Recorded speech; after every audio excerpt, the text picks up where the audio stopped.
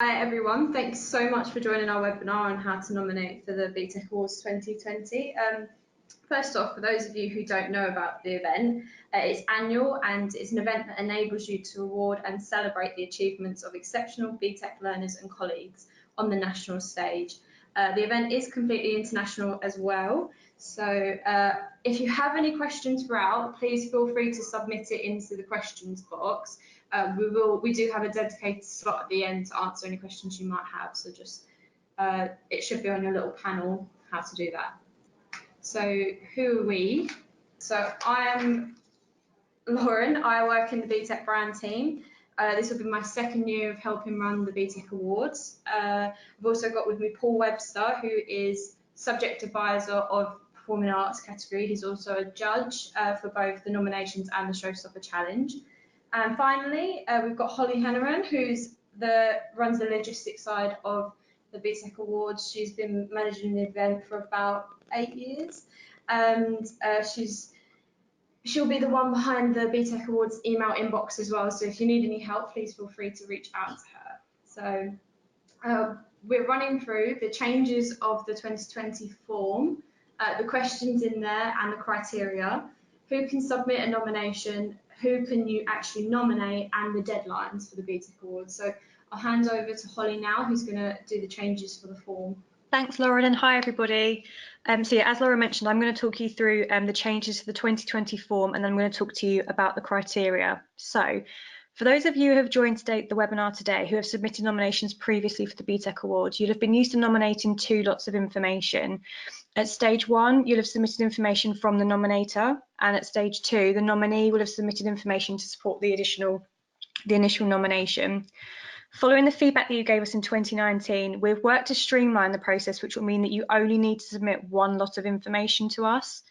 The benefits of this approach are that the nominator and the nominee both only submit information at the same time. This information will be used by our judges at each of the 3 stages, depending on the success of each individual nomination. We will then not ask the nominee or the nominator to submit additional information at a later stage. What this means for yourselves is that the nomination window will be open for longer to enable you to submit your nominations, which is feedback that we've had this year. In addition to the changes to the form, we've also reviewed the nomination questions for each of the 3 award types. So they are learners, educators and providers, with an expert panel to make them more user-friendly. My colleague Paul is going to run through those shortly, but I'm going to run through the criteria with you now. On this screen, you will see 3 individual links which will take you to the criteria for each award type that I mentioned previously. So the learner, the educator and the provider that you're hoping to submit a nomination for. Each criteria has been created in a PDF format to make it easier for you to read. On each PDF, you'll find the following information. So the award names within that category. So you'll notice that in the learners criteria, there's a longer list of awards that you can submit a nomination for. This includes all of the subject level awards that we will accept awards for in 2020. The eligibility criteria for that award, so what will make your nomination eligible to submit.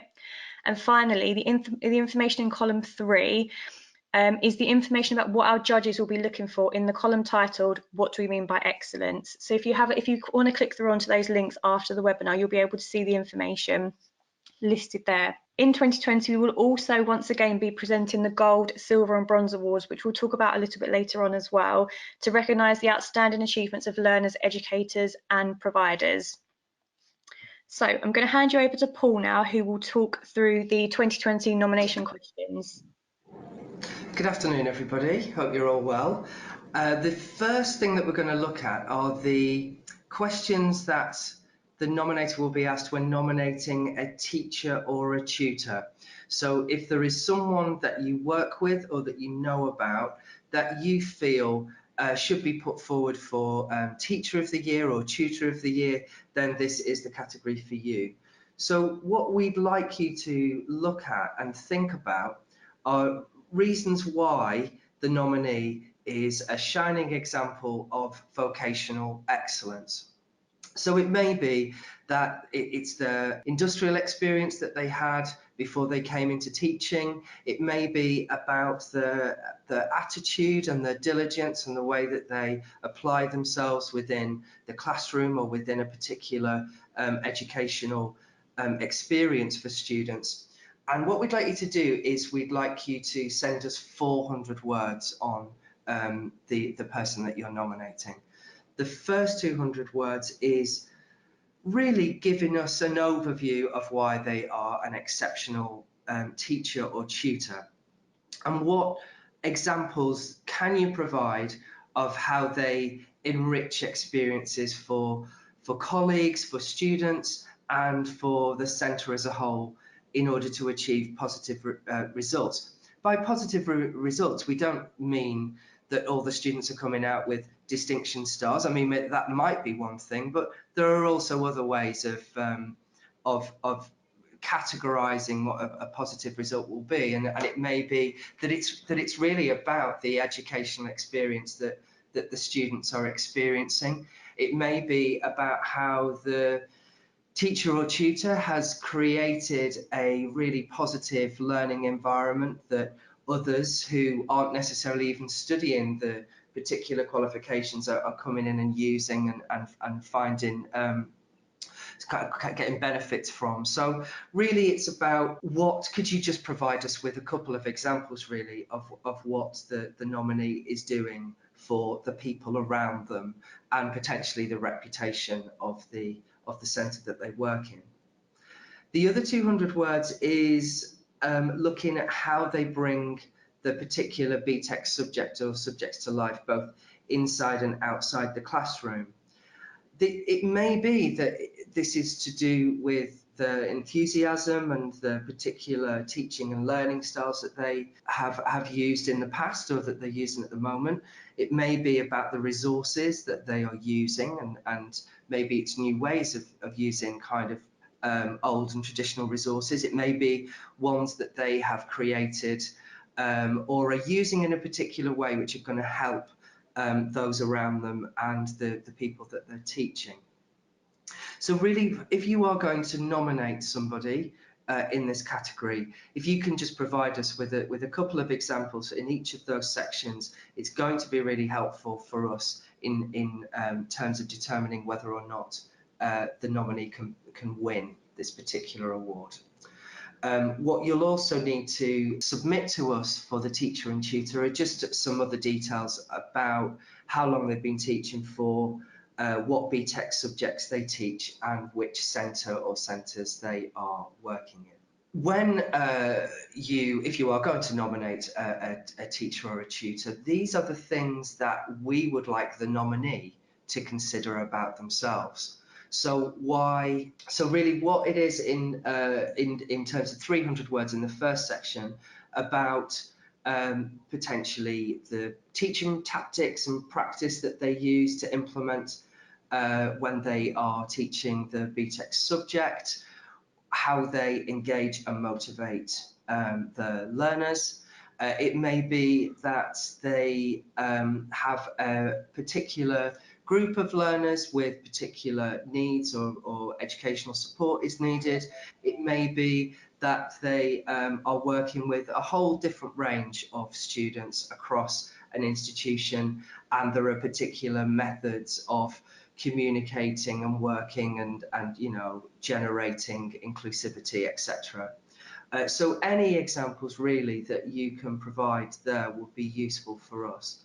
Again, we talk about results and improvements to work, and sometimes it's not about the grade that is achieved, it's about the experience that's had, and that students can have such an enriching experience with a particular individual teacher in a particular environment, that it doesn't matter what grade they get, it's how it's shaped and changed their life and how potentially it's going to influence them in what they're doing in the future. So any examples of those would be great. And then the second part of this is about the support the school and college had outside delivering the subject. So it may be that there are things that are going on that are done as extracurricular activities. It may be that there are community links. There are lots of different ways of looking at it, and we will welcome all examples here. We now move on to the focus for either student or apprentice questions. And these are the questions that the nominator will be asked when they're nominating a student or apprentice. So again, we'd like examples of how the student or apprentice is a really strong example of vocational excellence. And it's about 500 words that we'd like you to do this in. And the first part is about why the learner or apprentice is exceptional, and what it is that they're doing and how they are demonstrating this exceptional behaviour through their dedication, through their commitment, through their education life balance. It may be that they have to work and they have to support others whilst they're doing this. It may be that they have just wholeheartedly committed every moment of their day to their studies. It doesn't have to be that there is a story of hardship for anybody to win this. It can be that it's about thorough dedication and commitment to their career, to their studies. So again, we welcome a whole range of submissions here. The second part, again, in no more than 100 words, is about how the learner has displayed proactive and independent thinking. Again, this might be about what the student is doing just for their own studies, but it may be how they are helping others. It may be how they've worked with you or their other tutors on doing this type of work. It may be what they've gone out to find out. It may be that they've support teachers with BTEC Performing Arts, and one way that students can demonstrate this is that they will get involved in local community theatre work. They'll get involved within the local theatre, and they're volunteering to do things. So again, it's an example. It may be that all your examples are contained within the centre. The third part is what makes your learner a role model to others, and this could be their peers. It could be across the centre or the learning environment that they're in. It may be within their own family. It may even be as just an example in society about what the student has done and is continuing to do to overcome adversity, to demonstrate that they can be the first in their field to do something. There are lots of different examples there that you can think of. And the final part, in no more than 200 words, is what others think about this particular individual. So this may be other students, it may be other teachers and assessors within the centre, it may be employers who have been working with this individual as part of a placement, but it may be in terms of a part-time job. It may even be that members of the family and friends may wish to say something about the individual just because of the nature of the particular context. This would be really great if any quotes can be provided to us linked to the learner's study and employment, but also can potentially just give a kind of greater idea of who they are and what the context is of their learning. The second part here is if you are nominating a student or apprentice, these are the types of things that we would like them to say about themselves. So this is essentially like a 600-word personal statement that they would be doing for UCAS or for applying for jobs or employment, but we've broken it down into 6 100-word sections. We've put 100 words. It may be that you write a bit more or a bit less depending on the particular section, but this is just a guide for you, so the learner knows what they have to focus on. So the first part is about them saying why they've chosen to study their BTEC subject. And, it may be that they're mentioning here about the previous life experiences, it may be about their ambitions, it may be about their dreams, and this is something that they've always wanted to do. It may be a family tradition, it may be a break from what everybody else they know has done, and they're stepping out and taking a risk. The second part is about what makes them so passionate about their course and subject. And again, this is where they can bring their own life experience into it. They can, it may be that they've had employment opportunities. It may be that they've just spent their whole life thinking about this and wanting to do and work in this particular field. Third section is about how the BTEC course has helped them to develop their career ambitions.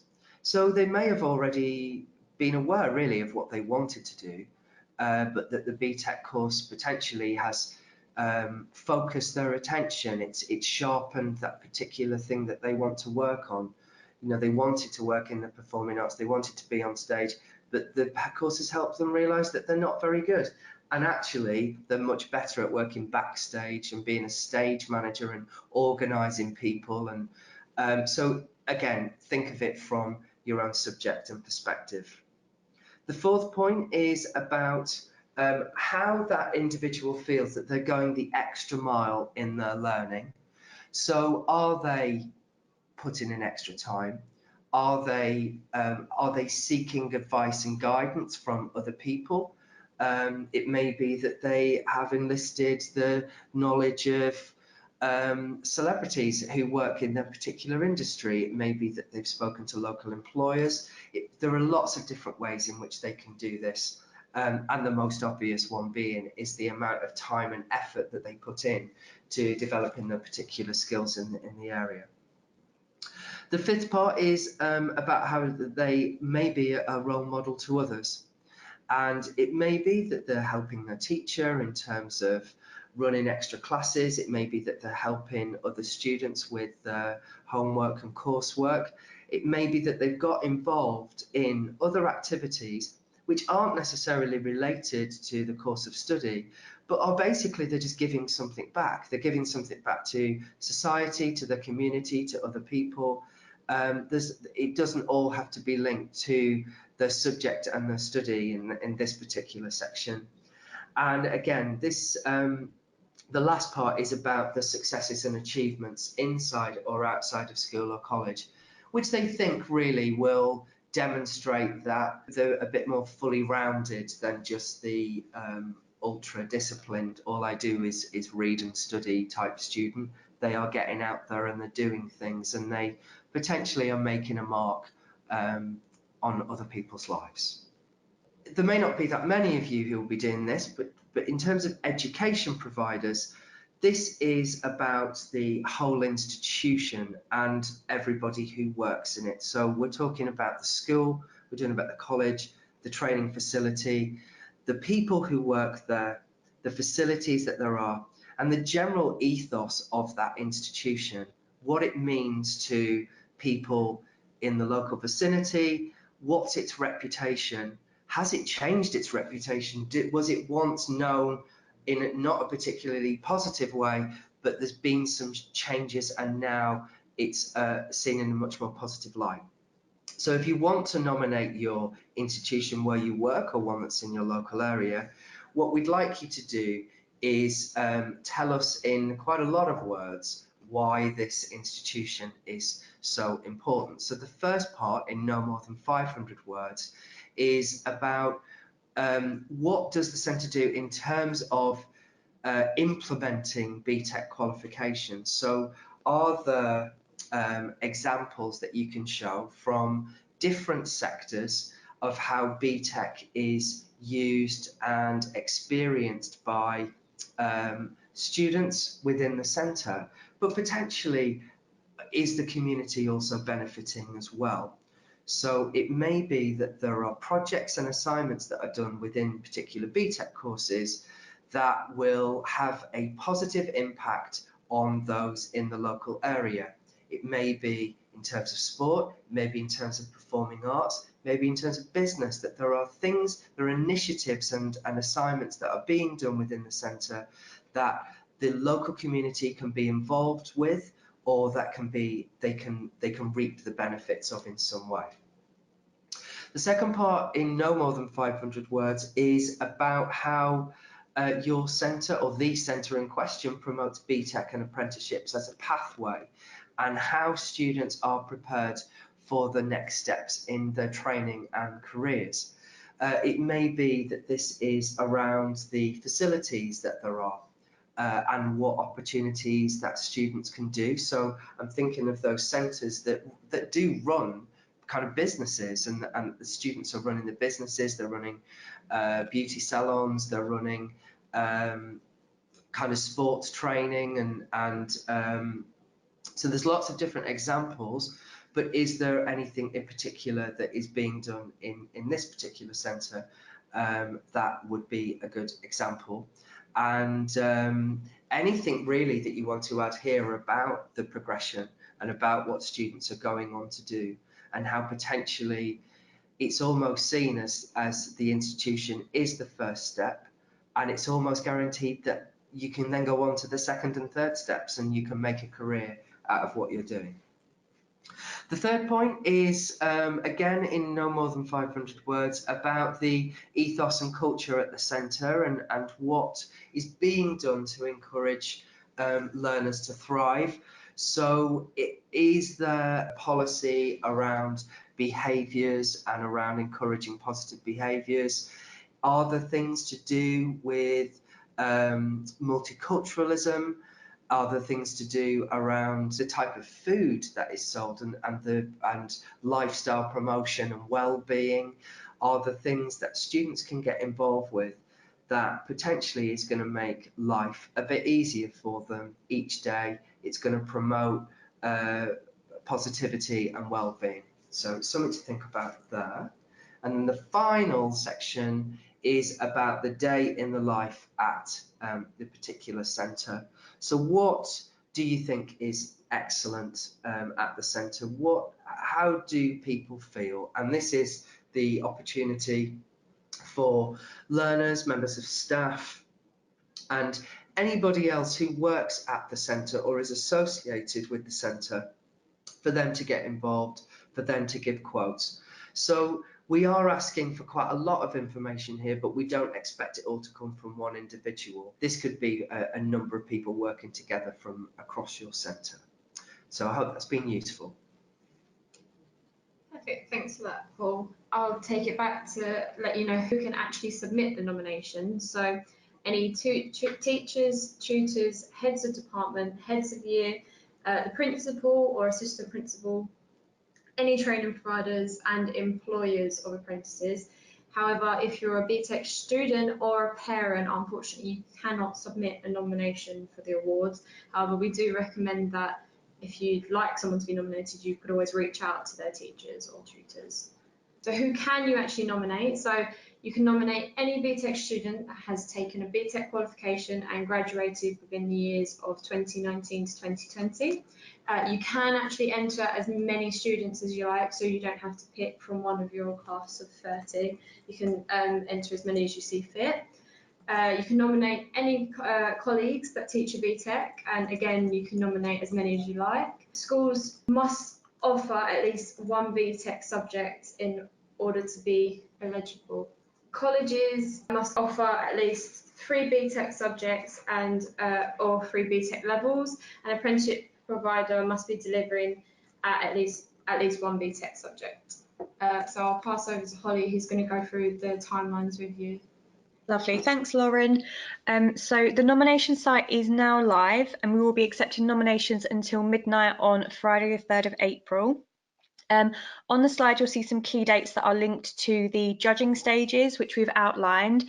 So the stage 1 judging will take place the week commencing the 6th of April, so quite soon after the nomination window closes. Stage 2 judging will take place the week commencing the 13th of April. And the date for stage 3 is currently being confirmed as we finalise the judging panel that will be made up of the Pearson senior leadership team and industry stakeholders. We do anticipate that the final judging panel will take place between the end of April and the start of May, after which time we will know who the gold, silver and bronze winners are in each of the awarding categories. We have two awards, which are the BTEC Young Learner of the Year, which is defined by ages 14 to 18, and the Adult BTEC Learner aged 19 plus of the year, which will be selected by the final judging panel. So these two awards aren't listed on the PDF criteria that you'll see that I mentioned earlier. These are additional awards that you can't nominate directly for. They will be selected by the final judging panel from the pool of gold winners in each of the nominating categories. Both of these winners will be eligible for a £1,000 cash prize in addition to the prize that we will outline next for the gold winners. So all of our gold winners will be invited to attend the BTEC Awards ceremony, which will take place in June 2020 with their guests. We will invite the gold winners to attend a lunchtime reception at the Houses of Parliament before the actual official awards ceremony, which will take place at Central Hall, Westminster, which is just a short walk away. And each gold winner will receive a trophy and certificate on the day of the BTEC Awards ceremony. So they'll be invited up onto the stage and presented with their award. Just so nominators are aware, the silver and bronze certificates will be giving out the week of the award. So for all international award winners, these will be shared with you digitally. So these will come from colleagues who are based in the local territory. And for all UK award winners for silver and bronze awards, the certificates will be posted out using the address that you use in the nominations form. So please do be mindful when you're filling out the beginning of the nomination form, the postal address that you use, that will be the postal address that we use for sending out certificates. We can't send certificates out to students. They will go back to the nominator to present to the student themselves, and they will be shared the week commencing the 22nd of June. Finally, if you've got any questions, please feel free to send them in. If you can't think of any on the spot, don't worry. We do have a email address that you can send any queries to. These slides will be shared after on our website, and we will publish this recording as well. So if you want to refer back to it, please feel free.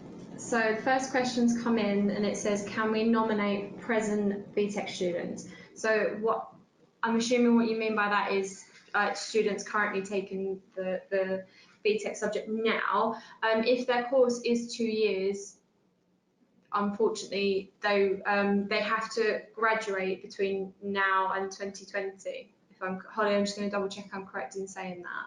Yeah, that is correct. So we're looking for the students that are graduating or completing their courses this year. So one of the questions that we will ask in the nomination form is what the students' grades are that they have received or they are expecting to receive this year. So I hope that's helpful. Obviously, if your student is taking a 2-year course and they are due to graduate in the year of 2020 to 2021, they will be eligible to enter into the BTEC Awards 2021.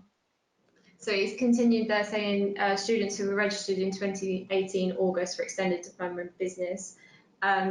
If that is the 2-year course and they do graduate this year, then yeah, of course you can enter as many of those students as you like. So another question coming in said, can the students from Pakistan come and attend the BTEC Awards? So Holly, that's a logistical side. I don't know if you want to take that. Yeah, so we do work. So we had 3 international winners that came to the BTEC Awards ceremony in 2019, which was brilliant. It was really, really great to have so many international guests. It was the first year this year that we opened every single award category up to international award winners, which was brilliant. So the short answer is yes, we do invite winners from international territories to come over to the UK to accept their award. We would work with the nominator on each individual case to make sure that we can facilitate and organise the logistics correctly to get the winner and their nominator over to the UK, but that is dealt with on a case-by-case basis.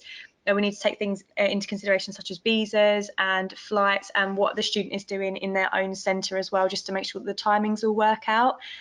We do have alternative plans in place should the student not be able to come to the UK. But as I say, we will deal with any international winners on a case-by-case basis, and I will work with the nominator personally to do everything that we can to get the winner to the UK to accept their award. Another one is, if the other participants and nominators wish to attend, will they be invited?